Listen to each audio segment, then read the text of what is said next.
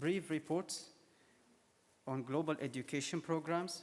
5 presentations will be delivered and by speakers from SNU ITPP and KAIST ITTP.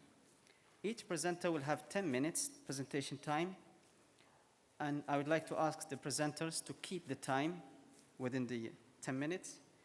Without a further ado, let me introduce the first speaker to the stage, Ms. Siriwan Chaichana. Ms. Siriwan is a computer technical officer, senior professional level, Ministry of Digital Economy and Society in Thailand. She is currently ITPP student, and her topic for today is ITPP, the gateway to global perspective and acceptance. Ms. Siriwan, the floor is yours.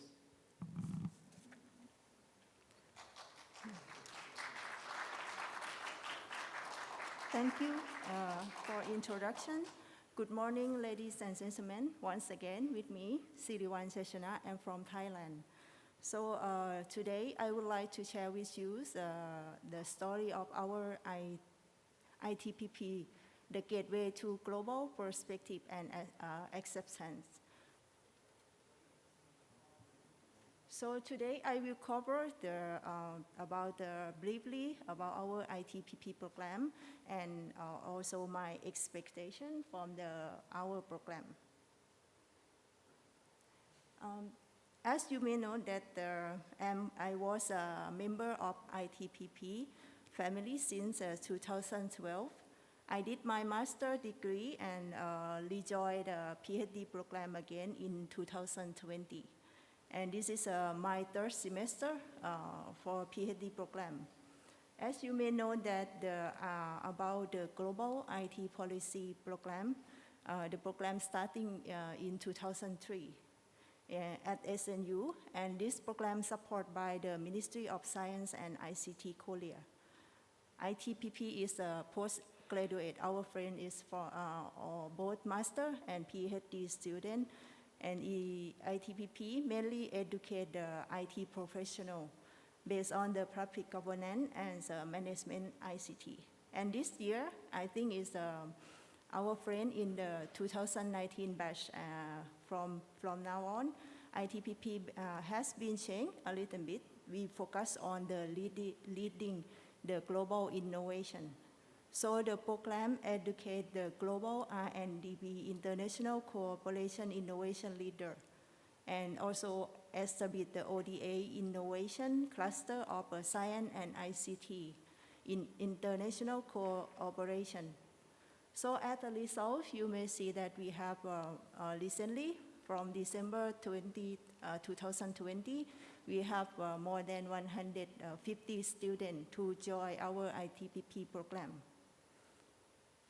So where our people come from, you know that we have a very big family with people from around the globe, from Asia, Africa, Eastern Europe, and CIS country, Middle East, and also Central and South America. So what we learned from this program, I would say that our program is a part of the Technology Management Economic and Policy Program, which is the best interdisciplinary program at SNU. So basically, we know that we have the wide range of the course, including the economic management and methodology related to area and advanced technology. The unique education from the program is designed to educate and train the technology management policy professional program from various fields. So we also, you may learn that we specialize our research by working closely with our advisor. So we start to work with our advisors in the 2nd semester. And all the topic that we will find, we work closely to our advisor, and then almost the research topic is based on student interest. We have the close advice from our advisor.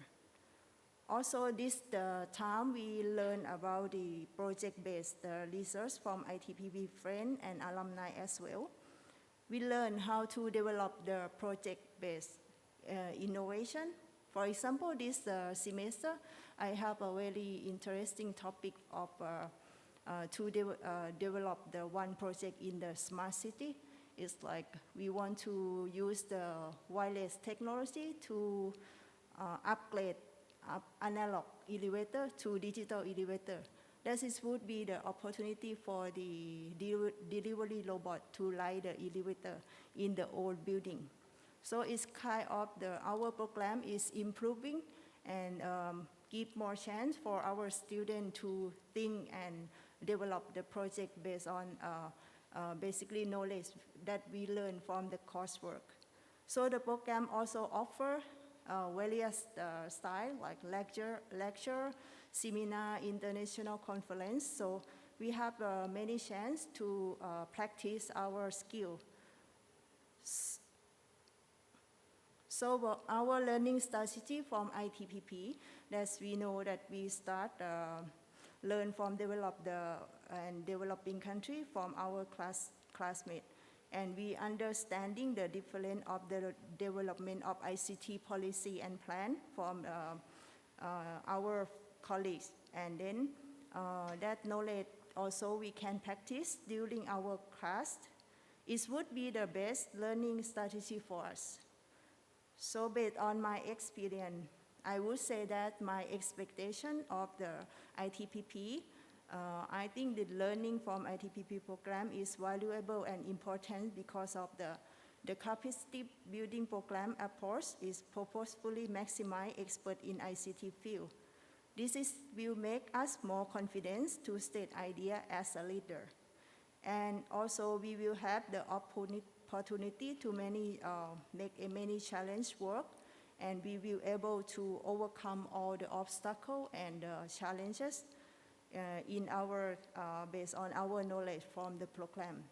Importantly, we learn how to learn, not only know only one thing from school, but we train how to keep improving our capability as a professional. So this is a part of opportunity after I graduate from the master degree. Let's let our action show what we are learning from this school and what we are improving our skill, and just think about what we can return to our society after graduation.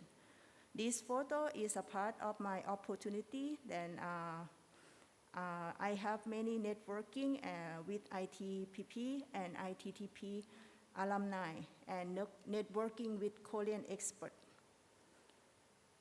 Recently, we are under COVID-19 era, but ITPP program is still going at the same quality of education program.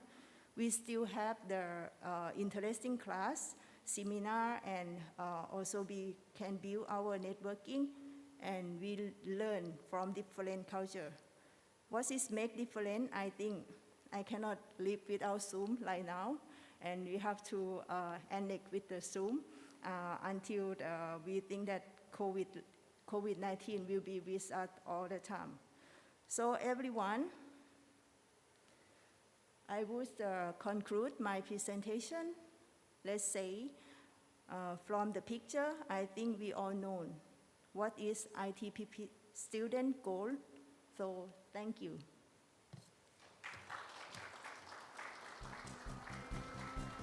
Thank you very much, Ms. Siriwan, for your excellent presentation. Of course, leadership is the key to leading the innovation and development, and our community is expecting from. So nowadays, now we have Dr. Haider Muhammad Ali. Dr. Haider is from Iraq.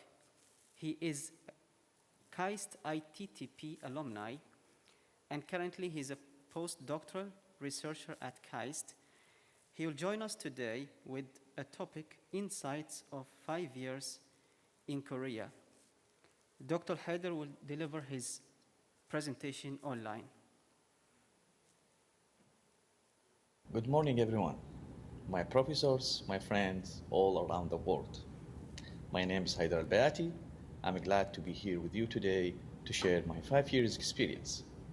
Let's begin. Today's presentation is to show some blanks of my journey in Korea. I will start with the quota says, to infinity and beyond, limitless possibilities. That's what is inside my presentation today.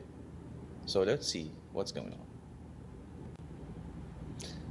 So here we will see our table of content. I have 5 sessions, and I will go through each one of them in detail to reach the infinity and beyond. This is my profile.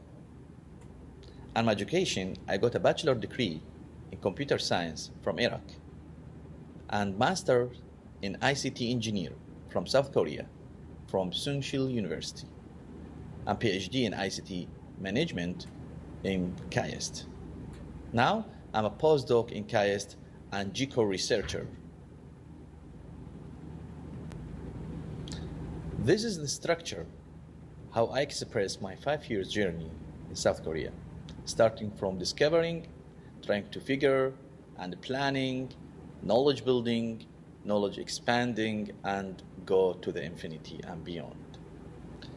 Starting from discovering, after I finished my bachelor degree, I started looking for research and researching for opportunities and looking around what the selections that I have that I can expand my knowledge with. Then I got lucky to get invitation to visit Korea for 2 weeks in 2015. And from there, start to know Korea. Since though after these 2 weeks, I start to plan, asking myself, what's next? So what I want to do after that? I be honest, like it wasn't easy. And the environment where I live, where I work, and how like I can plan for future wasn't easy to select or to go through like any option, even like there are a lot of few options. But because I have this experience with Korea, I have this kind of connection with that. Then I apply for master degree to study in Seoul University in 2016, and I get accepted at that time.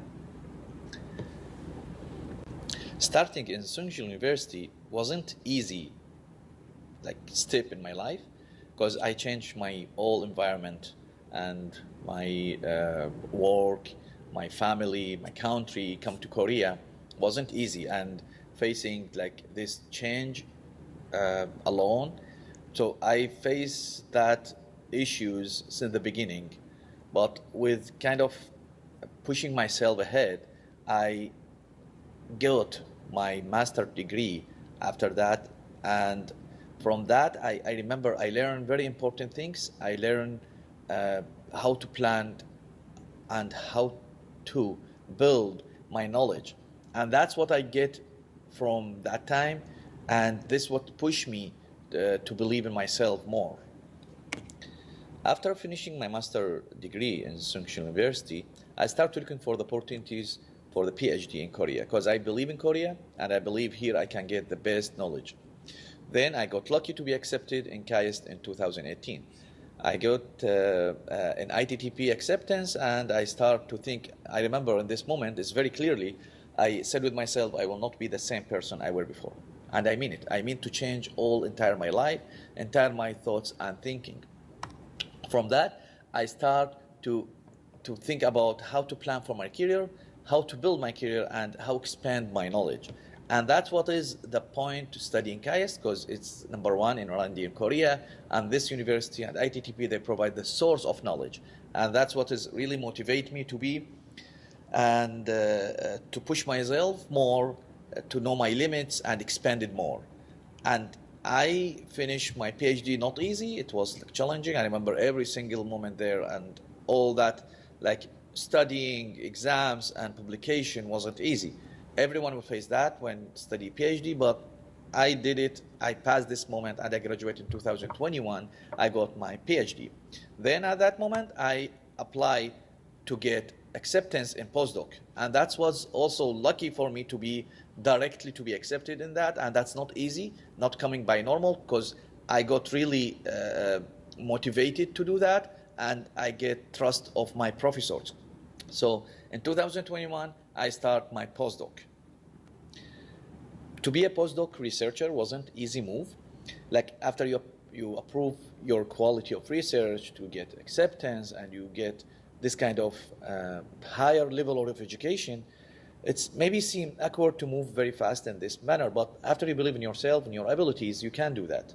So all this challenging that you face, all the challenge that you face, it's maybe stop you from thinking or moving ahead. But for me, I face that with really strength and motivation and believe in myself. That's why I get this position, and wasn't easy for me. And from that, will not stop in this moment. I will look for the infinity and beyond. So from here, I will really expand my all possibilities. After you now being in this like postdoc is the free environment for research, free environment for expanding your knowledge and looking for build your career from now on. So what is infinity and beyond?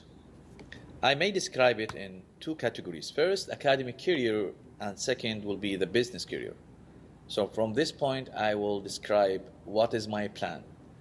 So from the academic career, I apply for GCOR research, like high research level program, and I get accepted for this program. It's Korean government funding for research, and will be combined with my postdoc, so I will do both together, and this opportunity is open for every person can apply for this program.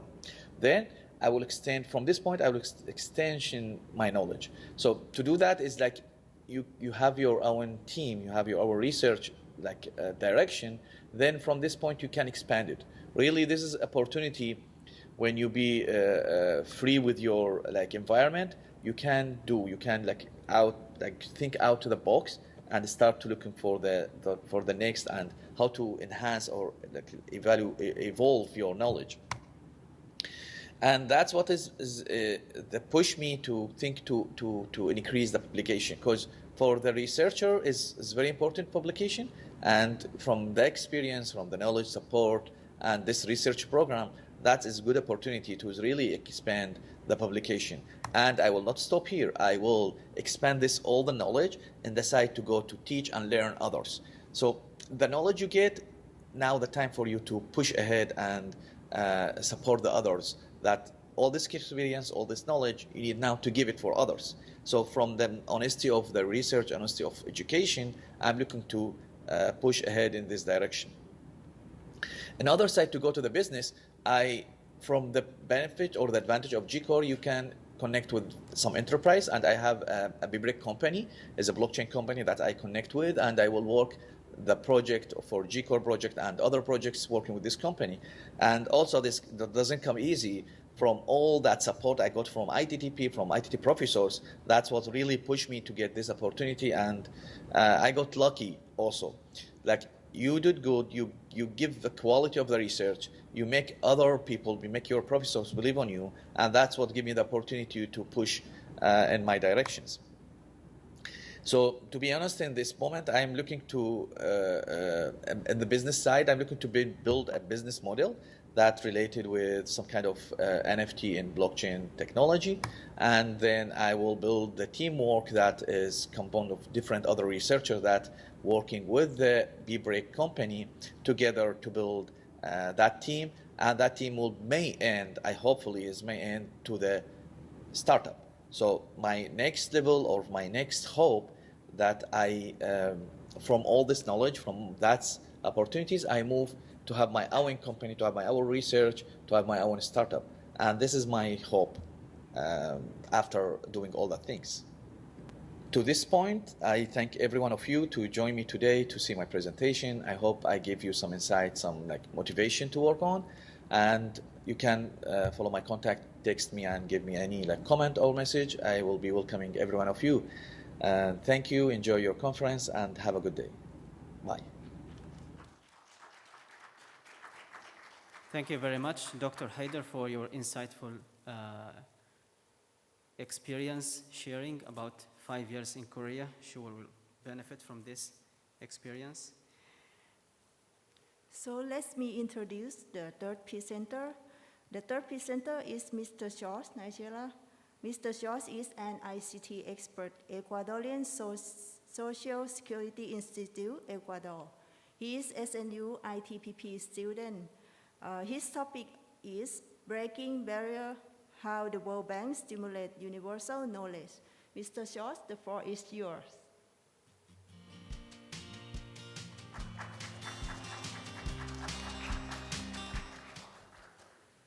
Thank you, and good morning, ladies and gentlemen. It is my pleasure to be here and present my vision about how the World Bank stimulates the universal knowledge through the education. So, to start, I want to mention that despite the education is a humanity right based on non-discrimination, equality of opportunities and treatment, universal access and solidarity, it cannot be accessible by everyone. So even it is a basic, superior, or intermediate level. The literature explains that education and knowledge are fundamental to reach the innovation and to reach economic development. But it is sad that in some countries, geographical or cultural barriers denies the access to education. So it is important to highlight that we are in a high development moment that is required to dig a little bit more in the development of skills related to technology. So it is required to fulfill the requirements from new generations and workers. So in fact, the right to education, it's so important that it is considered on the Sustainable Development Goals. In fact, we have a specific target that is related to the development of technical skills. But in this context, sometimes it's hard for developing countries to reach the updated technological skills locally. So young people and researchers have to travel long distances in order to achieve that desired knowledge. That is not an easy trip because, for example, now we are living the coronavirus pandemic that denies the free mobilization and in some way denies the access to high-level education. So, considering that scenario, the World Bank, in cooperation with the Ministry of Economy and Finance of the Republic of Korea, have developed together the Open Learning Campus platform. The objective of that platform is to provide the access to world-class contents related to technology, governance, and entrepreneurship under the umbrella of innovative tools and frameworks. So, thanks to Professor Johnson Huang, I had the opportunity to be in touch with the platform. So I was looking for some kind of tools that helped me to improve my knowledge about smart cities. So I found the learning course on smart city, and I found that throughout the 6 levels that the course proposed, they provided enough foundations to understand how is the development of smart cities. Also, something that captured my attention is that under this course combines the public and private partnership with the development of new business models under the umbrella of global cooperation that I think is the most meaningful of that course. So I want to tell you my personal experience about how my experience about that course. So as part of the Smart City Global Convergence program, to more than the lectures, it is required to get a little bit more knowledge and extra knowledge about the smart cities. So I decided to register on the e-learning course on smart cities. Under this course, I found very innovative material that helps me to increase my knowledge about smart cities. But also, I found that that course have subjectives and objectives evaluations that are very useful to reach my objective. What it is to get the certificate.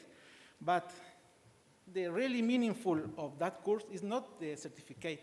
The best part is to have acquired values and precious knowledge about smart cities and provide me the tools to generate solutions that the development of smart cities requires.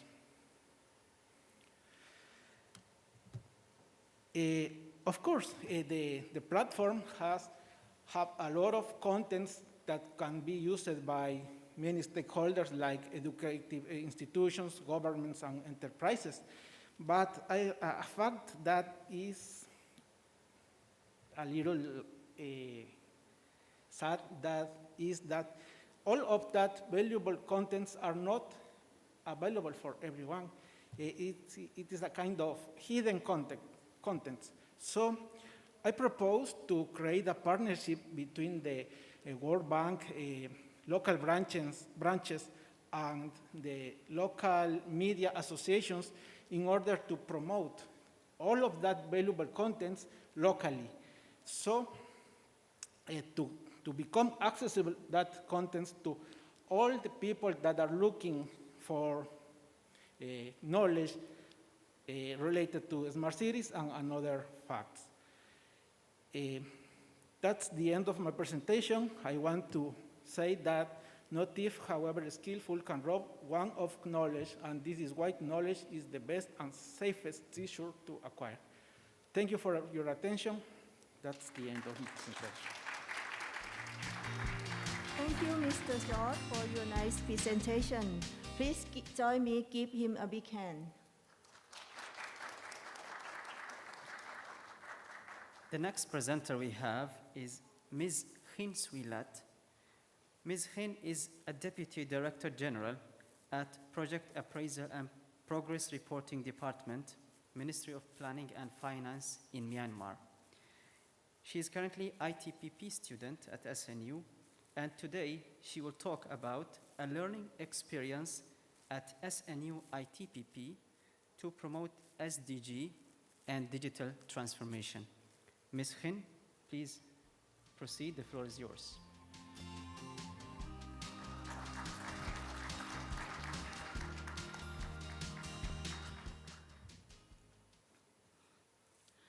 Good morning, everyone. This presentation reports about the shared knowledge related to the mainstreaming and the implementation of SDG with the underlying concept ESG, environmental, social, and governance. It was a lecture series in strengthening public governance capacity and accelerating innovation to achieve the 2030 Agenda for Sustainable Development. It was jointly organized by the UN Department of Economic and Social Affairs and Seoul National University ITPP GRC. The intention was that students at SNU, especially those who are the public officials, experience the knowledge of SDG implementation approaches and become part of the transformative institutional change that governs sustainable development.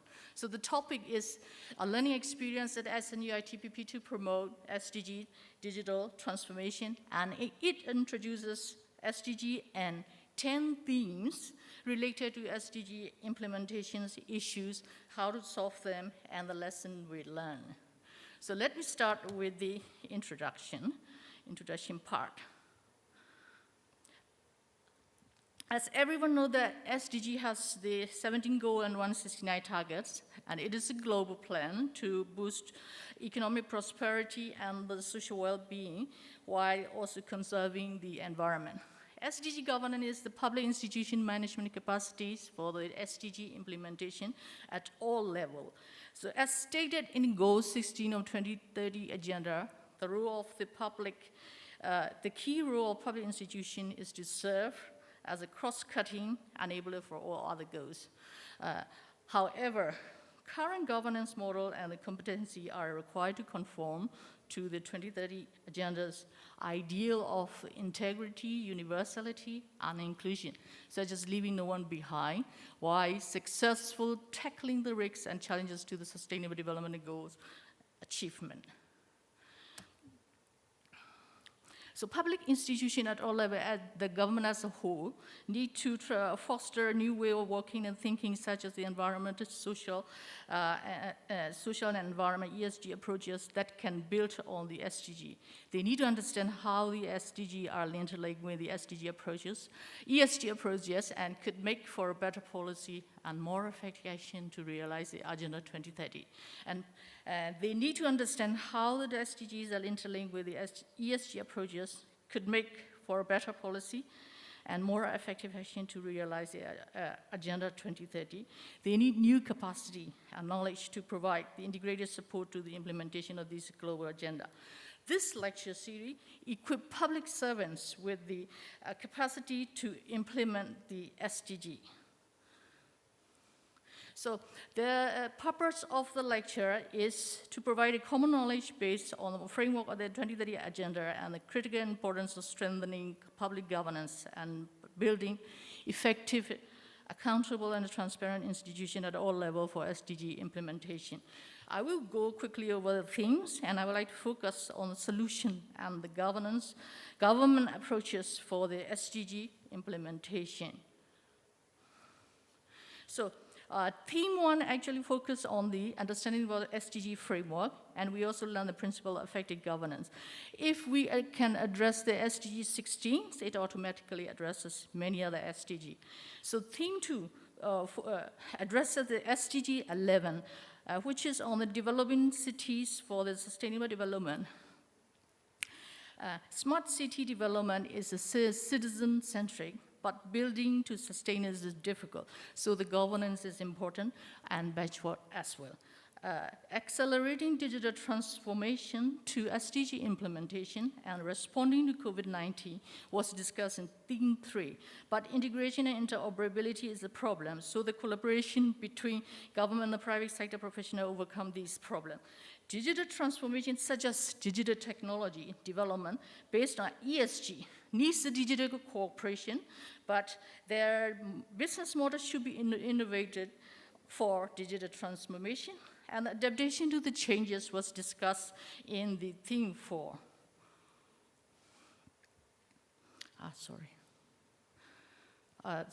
So theme 5. During the transition to the digital development, data protection and data privacy is the most user concern cases, and the management of the integration among the system is the effective data governance strategy. We learned that the role of CDO, the Chief Data Officer, is the most important in the theme 5 lecture. Discussion is about fostering T6 discussion is about the fostering PPP regarding the financing and knowledge, why transforming digitally an effective partnership is needed with the whole of the society approach, with the private sector, civil society, organization, and the people themselves. So theme 7 talk about the digital technology and able to include the vulnerable groups. Digital technology enhances socio-economic participation of vulnerable groups, such as sharing economic approaches by Malaysian experience. We have also learned from the theme 8 that the change of mindset of the leader, which improves the capacity in leading such an important change, and the realization of the global transformation lead to sustainable development. In session 9, mainstreaming disaster risks into the development policy and practice can address most of this SDG implementation, since there are available innovative technologies for disaster risk reduction for developing risk-informed governance and building resilience. Now, section 10 discusses the educational model, which educates a leader with the mindset of SDG and the ESG. So keyword, from the key solution keyword, we had learned that the available digital technology enables sustainable development. So to adapt digital technology, it is required to transform the public services into the digital form. In this case, the appropriate digital transformation could be done through the government approach, whole government approach. Embedded with the ESG concept, it is crucial to understand that the partnership, including regional, international, as well as PPP, is the most important collaboration approach during the transformation to the digital government. The mindset should also be adjusted with the changes to keep up with the evolution and advancement of the technology so that the inclusion of vulnerable groups could be possible. So the keyword from the lesson learned, we have learned that the effective governance is the key to achieving the SDG in the sense there should be the political will in the first place and then improve the public governance capacity for the effective SDG implementation with the stakeholder participation. So I would say governance capacity of the SDG implementation is the enabler to achieve the 2030 agenda. Transforming digital government is the solution for achieving SDG. The public institution governance capacity is the most important in transforming digital government. So for the conclusion, I would like to conclude that we have learned about the framework of the SDG 2030 agenda, and as well as the public governance, and how to develop the effective, accountable, and transparent institution at all levels to achieve the SDG. So providing training, such training can spread the shared knowledge through the student, through their respective countries. So I'd like to thank to the ITPP GRC for this learning opportunities, and thank you for listening.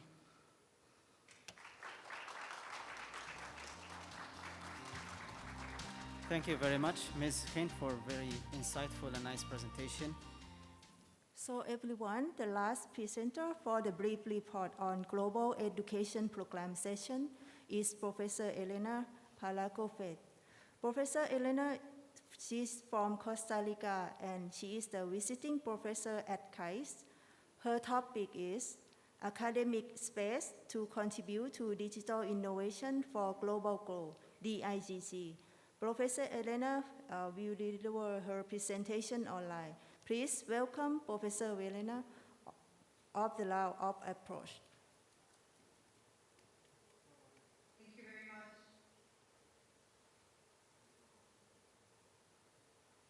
Thank you very much. Good morning, everybody, and congratulations to all the attendants and wonderful speakers before me during this Monday morning session. Can you hear me well, everybody? Can you hear me? Yes. Yes, we do hear well. All right, great. So let me move on with the topic. So today I am going to briefly share with you a little bit of the accomplishments and what we are pursuing to do in the Digital Innovation for Global Growth Center or initiative in KAIST ITTP. So the very initial birth of this center started, and as the keywords here you can see, Digital Innovation for Global Growth was the attempt, and it was directly focused on the target of SDG number 9, innovation, industry, and infrastructure, right? To build a resilient infrastructure, promote inclusive and sustainable industrialization, and foster innovation. So for me, it has been very interesting to listen to the prior speakers in the sense that we're all sharing a lot of the common keywords, right? So the idea was to provide some discussion space to enable this global digital innovation that leaves no one behind. So we were trying to promote research collaboration by using the platforms of all the GII network of ITTP and ITPP to promote this collaboration and to start discussing from emerging and developing countries' perspectives, issues related to our growth track. So today, my small speech to you and the presentation that I wanted to share with you was titled An Academic Space to Contribute to this DIGG, to the Digital Innovation for Global Growth.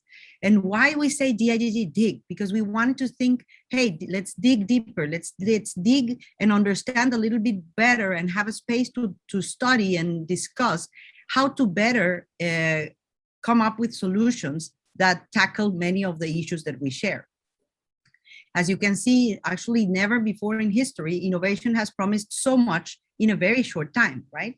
And also, many of you might have heard about one of the lemma of KAIST ITTP is world future together, right? We are all coming from developed and developing and emerging countries, understanding very well our ecosystems, our challenges, and trying to promote our own research, our own space for discussion. So the idea here has been to promote this research collaboration, to share technological developments and ideas related to digital transformation to foster this innovation-driven growth. We understand also that although currently there has been a growing effort in research for emerging and developing countries, still there is a lot of knowledge there that only applies to data collected from the developed world, right? So I think the role that ITTP and ITPP can have as researchers and experts in these fields, and also practitioners in these fields, because we're coming, a lot of us from government, from national R&D centers, is also to shorten that gap related to the knowledge available in the academic sphere to developed countries, and expand it and really confirm what things are really applicable in the contexts of emerging and developing countries. So the idea that the center is promoting is basically that we as developing and emerging countries experts, we can also contribute to the academic efforts, and we can also become bridges, right, to consider the different circumstances that our ecosystems, our contexts have, and to provide bodies of knowledge that understands those contexts. In particular, when we look at the special targets of the SDG number 9, we have thought that we are particularly interested in these targets, the targets related to, okay, what are the issues that we need to think about to upgrade the industries and the infrastructures for sustainability? What are those scientific researchers? How do we upgrade our technological capabilities in the industry sectors, right? So for example, our congratulatory speakers mentioned very closely technology commercialization, how to collaborate, right, with the industry sectors. So that kind of topics are of our special interest. What else? The facilitation of the sustainable infrastructure for developing countries. I think how can our economies become more resilient? We build this kind of resilient infrastructure. I think the pandemic, the different challenges, even the economic challenges that we are all living in our different contexts. I can speak for Costa Rica myself, or for Peru and Latin America, but also how can we learn from the experiences that these developed countries have had, and how can we support these infrastructures? Also, especially, and how can we bridge the technology development with these technological capacities in our own country. So these are some of the topics that we've been trying to promote. Another important thing that I need to show to you is that during this last year in August, many of ITTPs, students, maybe new students from the fall might have not been presented with this opportunity, but from now on, ITTP at KAIST will be trying to promote this conference. It is called the Digital Innovation for Global Growth. It was the chapter for 2021. It was held in August. And some of you might remember, we were able to gather a very, very international represented organizing committee with members of former ITTP and ITPP alumni, with members of our GII network, and also current experts and friends from the ITTP and ITPP family. And this committee was, together with the committee, we came up with the conference held in August, where many of you participated, and where we shared discussions very specifically to some of the pillars and the values that I shared with you before. So as you can see there, we discussed papers, academic and sometimes already concluding research processes, sometimes ongoing research papers, some of them on social infrastructure and growth-driven digital innovation, some of them related to the GovTech for development, so these ecosystems for developing solutions for government. Then industry transformation. In particular, this time the conference received many papers on smart agriculture and fintech. So we were discussing for that session some of the solutions that technological solutions and also strategic planning proposals for this issue. And finally, we promoted some discussions on smart digital technologies and capabilities for global growth. So all of you may find our conference proceedings now already published in the ITTP website. I think some of the papers there include a lot of the Seoul National University students. I think this time we were able to even get papers from other universities in Asia, in Africa, in Ethiopia, and also Latin America. Even in the United States, it was, I think for the first chapter of the conference, it was quite a great success in the sense that we were able to really build for the first time a space where ITTP, ITPP students and our all GII network families can discuss in an academic manner some issues that are pertaining to our industrial development and our innovation-driven growth. So I want you to invite you not only to look at some of the papers that were published, I'm showing you here some examples, but also to start thinking about, while you are doing your own research topics, many of what the speakers shared before, also think about, hey, how can I join the conversation, join the global discussion in a let's say, in a balanced manner between the practitioner's perspective and the academic perspective, right? So I just wanted to wrap it up here by saying DIGG, the Digital Innovation for Global Growth Initiative, is continuously trying to promote issues of interest to promote research related to public and private partnerships and GovTech for development, related to technology commercialization and R&D collaboration, related to the smart technologies in emerging and developing countries, and also related to the social infrastructure that we need to really enable digital transformation. So as you can see, many of these keywords keep coming up, right? So what are we looking at when we're looking at public and private partnerships for GovTech and development? I think we need to think about issues related to how to redesign the way in which public and private sectors provide innovative services to citizens. And in here, I think the GovTech is a very important keyword, right? So these are issues that are very much related. So when try to think that if your research idea, your current research idea, PhD students or master students in ITPP, in ITTP, or if you're collaborating with other researchers in your country, maybe you can also start preparing your own paper to share for the DIGG conference of 2022, right? So I invite you to that.